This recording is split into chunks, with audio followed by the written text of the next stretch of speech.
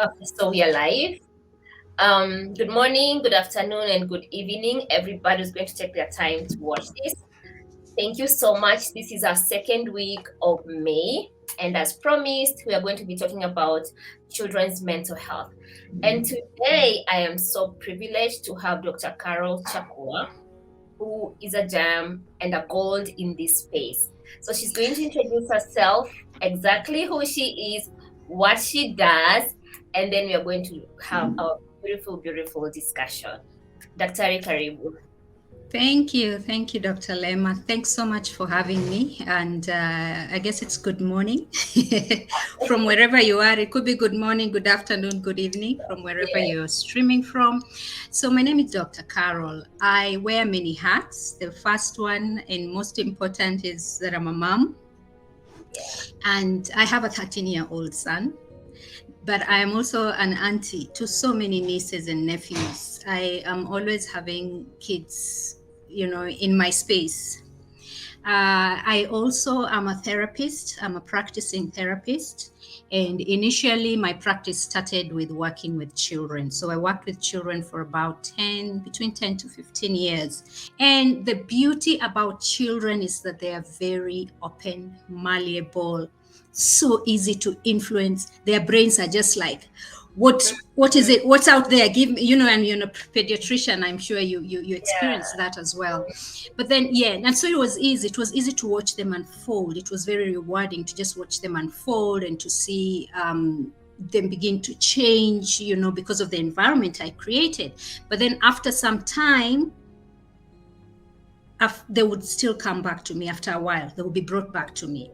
And Mm, you and I can guess the reason why. It's yeah. because they went back to the same environments that Yeah. contributed to them coming into therapy. Mm, So towards the end of like my 9th, 10th year doing this, I was feeling very frustrated, and I was like, we need to change this. And so I began to really do a lot of research in how to really be able to reach the heart of a parent, because the messages to parents out here, Lema, is that parents are failing, parents are spoiling their children. There's a lot of bashing of parents. yeah. And I wanted to be able to get a place where I can reach the heart of a parent from a place of, you know what, it's okay. It's okay that you're struggling. It's okay that you are unable to discipline your child. It's okay that you're finding yourself being too permissive.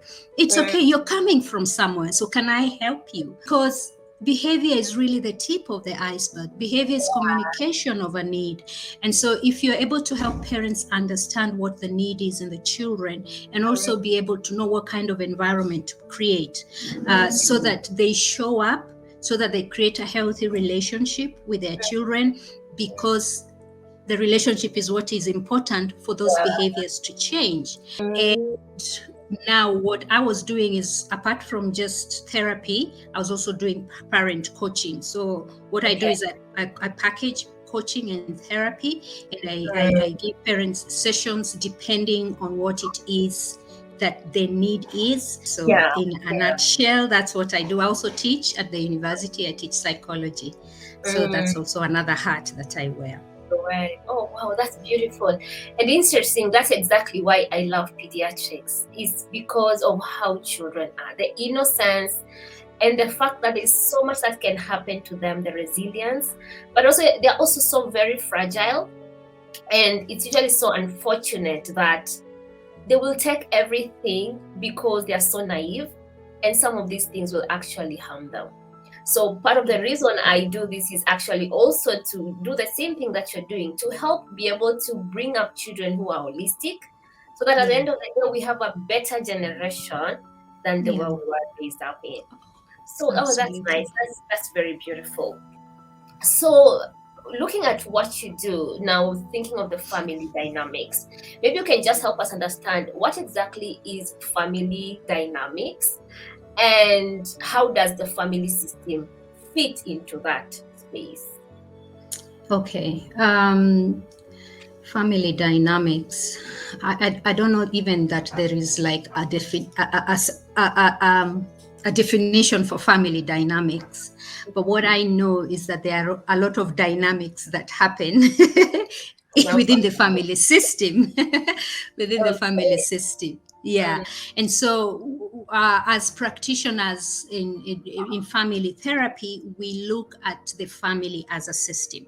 mhm. And basically the system has many parts, to work, like even just from a maybe physiological perspective, digestive system, Yeah. there's different systems in the body. And Mm, so when we look at the family as a system, then we are saying that there are different parts that need each other to work.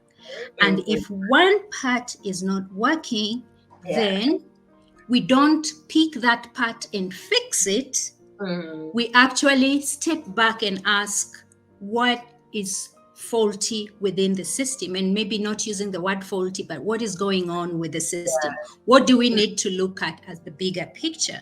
And so mhm. even when we have a child coming for therapy, or even an adult, whoever comes to therapy who Mm, lives within a family, then in therapy we call that the identified patient.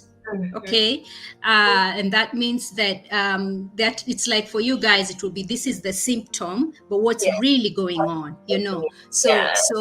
so it's important that even when that person comes into therapy, we really understand them in the context of the system, because Mm, the dynamics that are happening within the system definitely are the ones that are contributing. So the mm, identified patient really is a symptom of the dysfunction in the mm. family system. Yeah. So Yeah. yes, yeah. Yeah.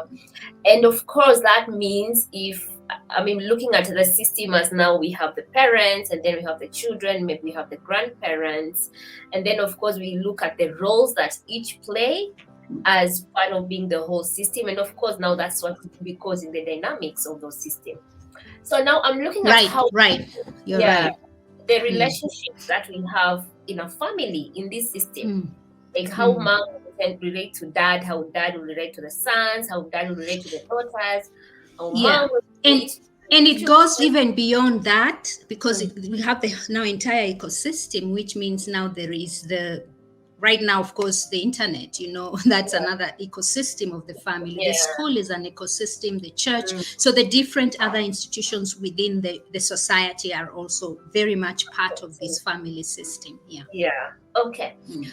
So okay, this month we're talking about the child's mental health, and I'm looking at Mm. a child who is in this family. Mm. You can just imagine it, looking at a family, a child in this family, and Mm.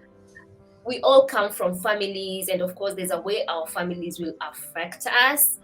There Mm. are many things that are so subtle, and maybe some Mm. parents don't even know that whatever they're doing is actually wrong, Mm. or maybe Mm. right, because Mm. that's how they were brought up. So I'm looking at Mm. how the different relationships we have in our families can actually Mm. affect our child's mental health. It will be something Mm. that like the effects can be there and then, but then there are so many Mm. things that we carry to adolescence and adulthood. So later we come seeing the things that are so explosive, and we're wondering, where did this come from? So I want us Mhm. to talk about that. How do our family relationships affect our mental health, and also how we are going to be adults? As adults now, Yeah. the kids who are at home who are going to be adults later. Mm. Mm. How much time do you have? 3 hours? 4 hours? I remember that Very, question. very, very important. Very Yeah. important question. Basically, we are wired for connection. We are wired for connection. That's Mm, who if we don't connect, we die. And by the time it gets to physical death, a lot of many other deaths happened along the way. We're wired to connection. And what I mm, usually say is that connection is the mother's milk of mental health. wow. So Okay. that's how important it is. Mm, It's fundamental to our mental health, our connections. mm. If we live by ourselves, if we didn't connect, we would not survive. I think we saw that Now, during COVID-19. It was yeah, very clear. Yeah. yeah, yeah. And even the ones who are not quote unquote, what do we call it, extroverted still struggled. Even the introverts Yeah, struggled. Yeah, yeah. yeah. So yeah, because fundamentally we just need to connect. So anyway, I think that I want to say this very careful, because what has happened, Dr. Lema, right now is that because of all this information we are giving, now parents are oversensitive. They're like, is this ruining my child? Is this ruining my child? You know. Okay. So I think before I say anything that I'm going to say about those relationships, I want to say that it takes repeated occurrences to ruin something. And even if something has been ruined, and you see I keep putting it in quotes, it's never too late to undo that. I want to put that out there because it's very important, because we do a lot of things unconsciously. And sometimes, because of all this information out here, especially now about trauma, in fact, someone is coming. I've had in another forum, and I need to read about it more. There's something called trauma porn. Like, people are just spewing too much of their traumatizing stories out here, and so many people are being re-traumatized. But all to say all that is that many people who read this and watch this, they think, oh my gosh, so I have to be super careful. Look, we're human, we make mistakes. And so when you yell once or twice, or sometimes you just find yourself reacting to your child, you can always repair. And for me, I love to put that message of hope. Number one, it's never too late. Number two, you can always repair. So I hope that is clear. And so now let me now talk about how the relationships and connections really affect mental health. We are wired for connection, and if we are not connected to one another, then we struggle. We struggle in our mental health. And it comes from way back, when we are young, and as a child, you expect, not a child, human beings, we're pleasure seeking creatures or animals. And so we look for connection, we look for protection, we look to be loved. And so when that doesn't happen, it creates a gap in the completeness. Now the thing is, you've just said earlier, children are so resilient, yet they are so fragile. Yeah. Okay. Yeah. And I like to say that children are actually not resilient. We use that a lot as adults because we want to be like, okay, they're resilient, so they'll be fine. The thing It's that more for happens. us. Okay. Yeah, it's more for us. It's more for Yeah. us. And that's okay. Again, for every conclusion I make, I'm like, it's okay. That's where we are at. So that's why awareness is important. That's why this month is important. So what happens is that something happens that's outside of what is expected. And because we, as children, you don't have the mental and the intellectual capacity to manage to process traumatizing or difficult situation, you quickly look for ways of coping. You quickly move on. You suppress those experiences, and all experiences, especially painful experiences, are supposed to be expressed. Well, positive and negative. They need to be processed through to the end, so that now we can be whole. So what happens is that because life has to move on, because we are so much under adults and their direction and all the things they are asking us, we quickly learn ways of coping, okay, to be able to move, or we compartmentalize our experiences because life has to move on. Our world as children is ruled by adults. So what happens is that so for example, something happens and a child feels bad. The conclusion is, I feel bad, so when I feel bad, therefore I am bad. That's how a child concludes. Therefore I am bad. So if experiences happen in their lives that bring out the negative feelings, they quickly internalize that they are to blame.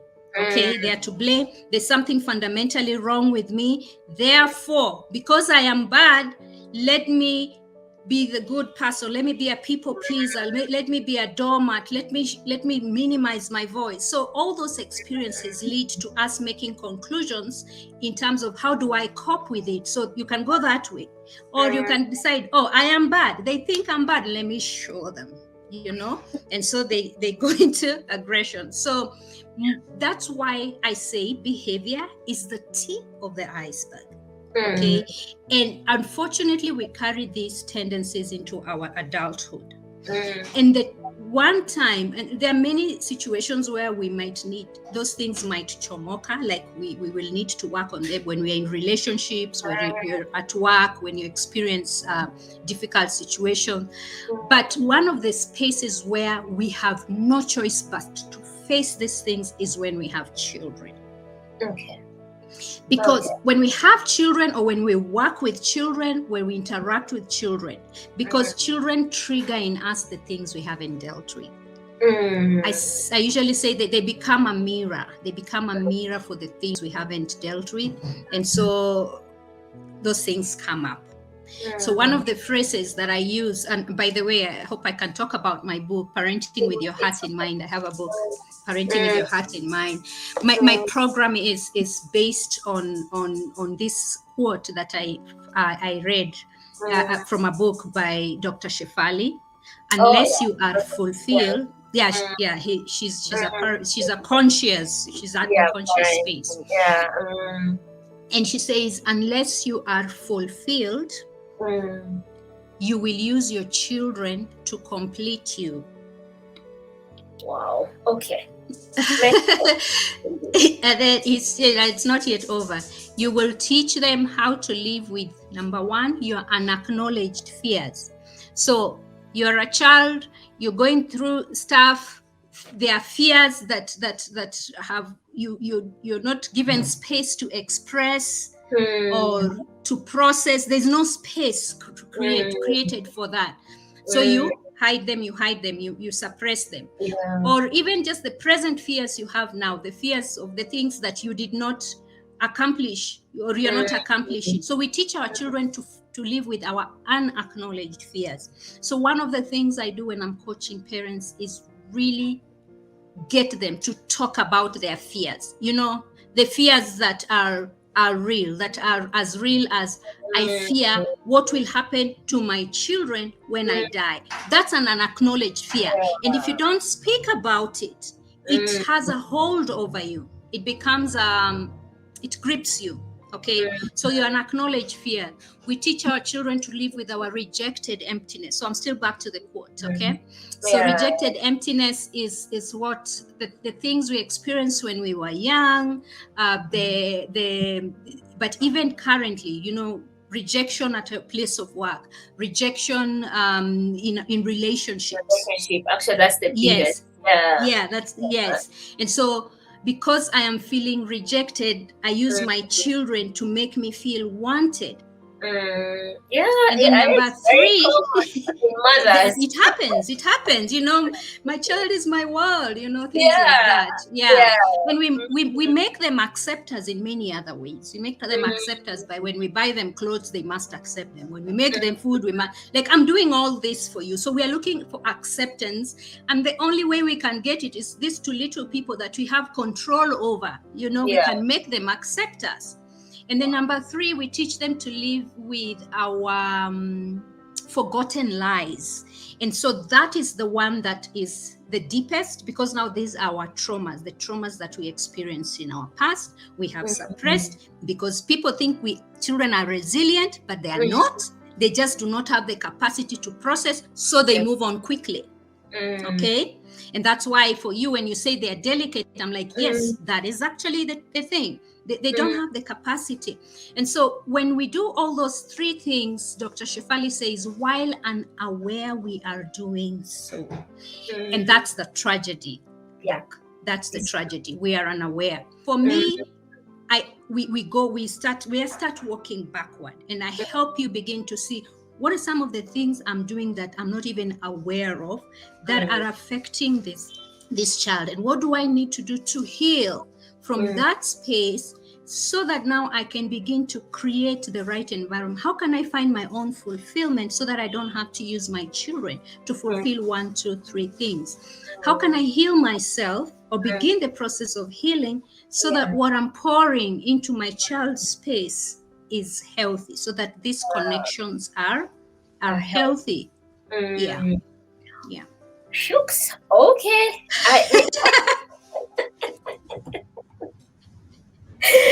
Yeah. I love that. It reminds me of so many things that we actually see or even do as parents, thinking that we are actually doing them for the kids. Right. We are actually doing them for the kids, rather it's us trying to fulfill our own desires and needs. And I love the fact that most of us don't even know we are doing that, which Exactly. is so bad, because we are caught up into this thing of my mom did this, and so I'm going to do this because my aunties and everybody else in our families did this, and so I'm going to do this, without really asking what they were going through and why they had to do what they had to do. So that's very good. That's very good. So when it comes to these children, these same children who are coming from these families, I would want you to, is there a way we can point? So I see children, we have children in our estates, we have children, like we see a lot of children in a day, whether you interact with them or not, but sometimes you see things like, as you said, relationships are falling, someone has really tried, someone is a people pleaser, what are some of the things that we can actually see, even in our colleagues and friends, that we can at least be able to point and say, maybe you'll not be able to coach them because you're not an expert, but you'll be able to at least advise them, you know what, maybe you need to look for Dr. Carol. What are some of the things that we may see in people that they're doing, either to themselves or to their children, that may be maybe they actually did something better than what we're actually saying? Yeah, good question, Doc. And the thing is, a lot of these things happen on a continuum. So there is the healthy, but it's like a double, like two sides of a coin. Okay, so you can find perfectionism. Perfectionism, things have to work a certain way, things have to look a certain way, you have to panga things, all the reds first, and then the whites, and then the blacks, and if there's something in between, it just bothers me so much. Okay, so there's that. But you see, the positive part of it is that you really get things done. There's efficiency there. You're tidy. People like your space and all that. So that's the thing. Every one of these things have actually they occur on a continuum, and so for most of us, our greatest strengths are also our source of struggles, especially in relationships. So the people pleaser, for example, people pleaser now is, everybody loves them. They're there for people, and all that. And it's such a positive, acceptable thing in the society. But on the other hand, you really end up becoming a doormat, and you just really might not have a life of your own. So it's really in however we are showing up, moderation is what is key, and awareness. Where is it coming from? The aggressive person also is also the activist for rights. They fight for other people. They'll be like, they will fight. They're there from primary school to high school. They're the ones who are like, no, I'm here for the underdog. Yes, this is wrong. But then again, you might find yourself stepping on other people's shoes. So it shows up when it becomes the extreme.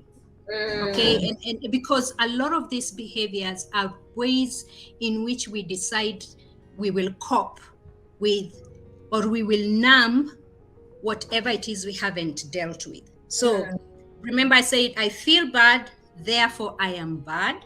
And because I am bad, either I will show people, well, you guys think I'm bad, I will show you. So there comes the aggression, or you experienced injustice where you're young, and then you just find yourself into people's businesses trying to right all the wrongs around you, you know.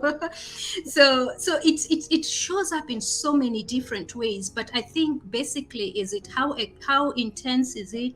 How is it affecting the relationships around you? How is it affecting productivity? Okay, so is it now that, you know, being the doormat, then that means you're laid back, you're a non-starter in so many things, you know.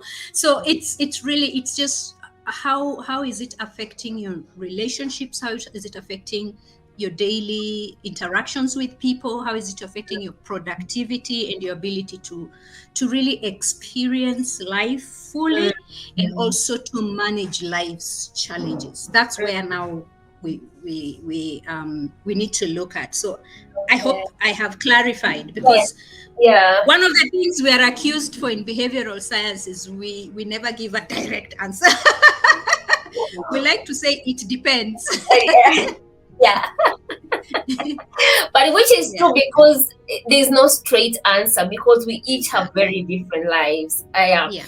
I want us Mm, to talk about self-image, and mm, using the same the family relationships and how it may affect our self-image, because I kind of feel this is usually a big problem, not only for a boy child but also for a girl child. So where would this be coming from? What are some of the things that we may have gone through in our families that may actually affect our self-image? Because I believe that's where everything begins, how you see mm, yourself. So mm. I want us to talk about that, and then we go into the dynamics. Okay. Mm, So a lot of things, abandonment or neglect when you were young, will affect your self-image. And again, sometimes it happens in a way that's very subtle, mm, because there's just, especially now, even those very early years, 0 to 2 years, there's a need for attachment. Okay, yeah. there's a lot of the attachment theory, where Mm, if your primary caregiver is not fully present, is not attuned to your needs, mm, then you detach, you feel that attachment is never formed. mm, Okay, or sometimes your caregiver early did not, was inconsistent. You know, today they are loving you, tomorrow they are yelling at you. Harsh, physical, of course, physical punishment, yelling, being neglected, not having your needs met. For example, when you cry, you're not held. picked, you know, you're not picked, you're not held. Mm, Touch is very important. So those are what's very important for those first 2 years, which mm. actually is important even for my 13-year-old Being son, you know, adults. just Yeah. yeah, exactly. Yeah, even adults. So there's that. There's just those experiences where there was neglect, and the neglect could have been physical. There could have also been emotional neglect. Parent going through so much of their own things. Parent needing to travel or to work away from home. A parent having to leave their child to be taken care of by relatives, for example. Mm, So there's that. But there's also, Dr. Lema, there's also the expectations we have of our children right from when they are young. mm, Beginning to call them my little astronaut, you know, and my little genius. So we begin, and our children realize that when I act a certain way, that's when I get approval. And because approval and love and acceptance is a major core need, mm, therefore let me act out a certain way. For me, my identity was in performance. I was the smart one. I was the one who would, you know, and a mm, lot of people do that as well, you know. So when adults around you praise you for a certain thing, mm. you're like, that's the way to get approval Yeah. is to do that. Yeah. So if it is being a clown or doing well in school, whatever it is, or just being hardworking and neat, whether even if it's at home or, you know, whatever. So Mm, there's also that. There's the expectations from adults that build our self-image. So what mm, happens is that now, as you grow, when you begin to see yourself only in the light of the messages around you. Okay, and that is an aspect of self-image that we don't really focus on. We always, even when we're talking about trauma and all, we talked about the neglect, Yeah. the abuse, which is very important. It's important for us to talk about that. But other things also shape our self-image. Yeah. Yes, the subtle ones, the expectations, the words that we speak, the comments that we make, okay? And unfortunately now it's not even in the family system, it's what we see on social media, you know, the expectations that are there for our kids out there because of what's out there in social media. So all those things eat into our self-image. Yeah. Wow. So what about affirmation? So how do we affirm our children? Because I'm imagining some parents will call their kids like a little genius, my little astronomer, or a doctor. That's also one of the common ones. Oh, a big one, yes. But yeah. Because they're trying to affirm, because that's what they wish for them. It's just maybe the kids may get a different need being met through that. So how do Yeah. we affirm our children, like the correct way of doing this? Yes, there's and I want to just tell parents who are watching this to just go and begin to read about the growth mindset. So I'm just going to touch Yes. on it a little bit here. We there is a difference between praise and encouragement, and so we really focus on praise as parents. Praise focuses on the end result. Praise is the one who says, "You're my little genius. You're smart. Oh, you're so cute. You're so beautiful." When you affirm them, you only use the end product. Okay, and so we don't really realize what it takes to get there. So I'm guilty of that. Earlier, I used to call my son my little genius. You know, oh, you're so smart. Yes, you're my little genius. And like I said, we begin to as children, we begin to do things that will quickly bring that, because we become approval. Children become approval addicts. Okay, they become addicted. So what's the best way to get me to get my mom to praise me? And so what happens with praise is that children now begin to avoid things that are new, things that take long. They only stick with what's familiar. What looking good is the name of the game. That's what they learn. Okay, so that's praise. It's very much focused on the adult's opinion. Okay, but then there is what we call encouragement. And encouragement is process oriented. So praise is a fixed mindset, which is the opposite of growth mindset, where encouragement means. So even when it comes to affirmation, I'm very careful about affirmations because it's become such a big thing these days. But we need to really be aware that there's a process that goes into that final word that you are giving yourself. And we need to begin even ourselves to be process oriented people. What does it take to get there? So some of the things that now you can use to affirm your children using the growth mindset, because so what growth mindset says is that anyone is capable of getting there, and there's a process involved in getting there. Therefore, we look at words like, gosh, that took a lot of perseverance for you to do that. Rather than saying, you're so strong. You say, that took a lot of perseverance to get there. Or I noticed how you took care of your little sister. That is kindness. So you begin to name those things rather than saying, oh, you're kind. Oh, you're patient. Okay. What process-oriented words can you use? That took a lot of hard work. That took repeated, like when you're talking to your child about their results, you say it takes repeated practice. It takes practice. It takes revision. It takes practice, so that we stop looking at the end result. But what that means for us, Lema, is that we are going to have to release even the grades and the numbers and begin to talk about what it takes, the step by step. Totally against our education system, which is all about grades and numbers, and and so it's a mind shift. So even for us as adults and as parents, we need to really take in the growth mindset. What does it take? So as we are affirming our children, let's talk about the process it gets to get there. So you got 60 this time, and last time you got 55. That is such an improvement. Not, oh, you got 60. So how many people are ahead of you? Because that's usually what we want to know, like, were you the best? Or how many people were ahead of you? So yeah, if you we are number drop one. that, It's true. yes, yeah, exactly. So rather than just saying my doctor, my engineer, my this, let's begin to tease out the character strengths that it takes to get there.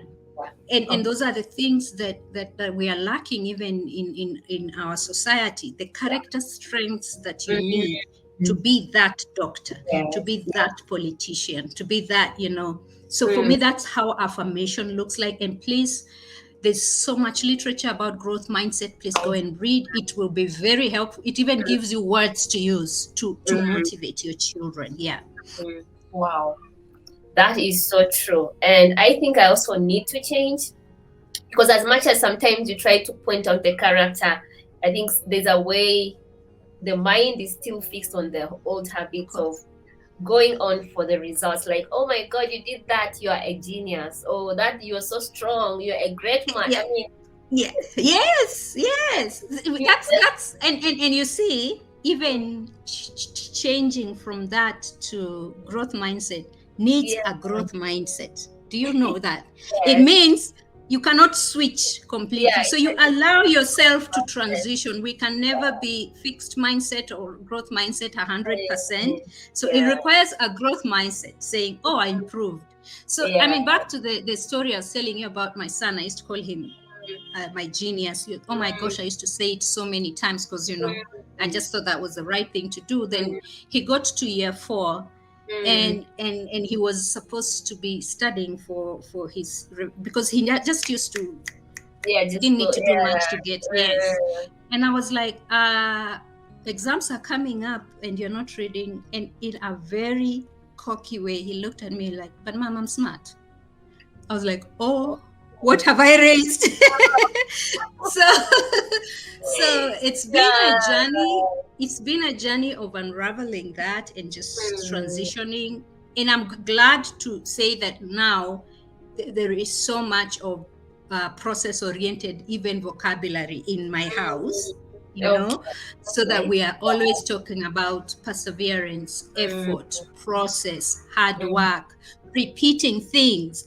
That if you are stuck, and that's the thing, when you are stuck, it's not, I'm not good at maths. I'm not good at math yet. So one of the things to help and motivate children is to add the word yet, And again, parents can go and type. There's a powerful talk by Dr. Carol Dweck, who is a proponent of growth mindset. It's called The Power of Yet.